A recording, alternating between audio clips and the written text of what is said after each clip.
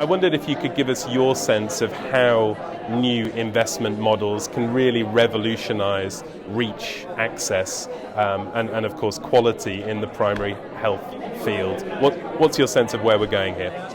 Well, I think there's lots of different models that people are looking at. In our opinion, you need to have an integrated model. Primary care by itself as a standalone investment is often very difficult to scale. Doctors, health workers often come and go. Whereas if you have an integrated model, you can start to build a chain of quality. You can validate that quality, and your healthcare workers can stay and get promoted to other parts of the model. And all that requires novel funding at some point, because many people who can't afford the for-profit primary care chain will need to be funded by government or philanthropy. So it needs to integrate, we think, tertiary care, secondary care, primary. Eventually you could lead to a capitated model where you keep people well, and that's our ultimate goal. And what is in store for the future of health markets and healthcare financing? You know, what's the next frontier? What should be on the radars of our global development community? Well, in my opinion, there's two things. One, government really has to step up and provide the universal package of goods and services. And two, the global community needs to consolidate all its investment channels into a handful of providers who stand for quality, for access, affordability. Because right now, much of the money is going to bottom of the pyramid interventions, whereas non-communicable diseases take off and the comorbidities of non-communicable disease and communicable disease, you really need to have integrated providers. That means you need to funnel the money to more integrated providers rather than all these various different funding streams, which are very difficult to navigate. And so what is the bottleneck here? How can you sort of leverage financing more effectively, more efficiently going forward?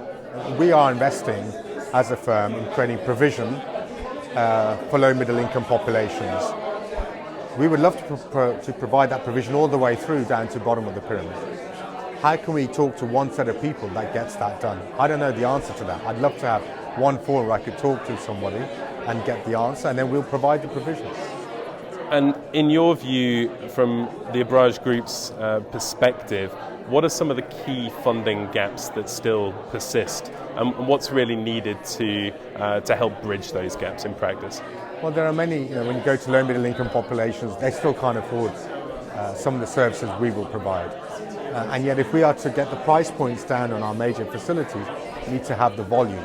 So if government can come in and provide decent tariffs for certain interventions, we can then build those into our models and drive volume, which means we can get price down. A real life example is in Kenya today. The dialysis reimbursement rates have gone up.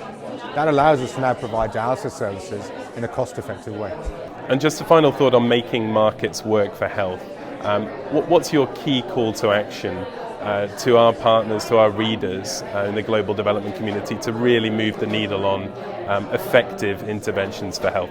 Really just include us from the beginning in the conversation.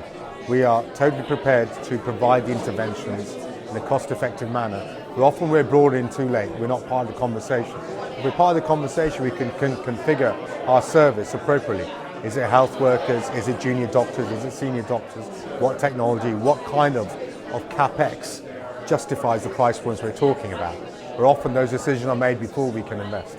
And finally, your key moment of the week from here, a Global Dev Week in New York. What's really caught your eye this week? Really, the increasing realization that NCDs and communicable disease are going hand in hand now, almost as comorbidities in our markets, and that requires health system strengthening, not just bottom of the pyramid interventions. I'm seeing an increasing momentum around that.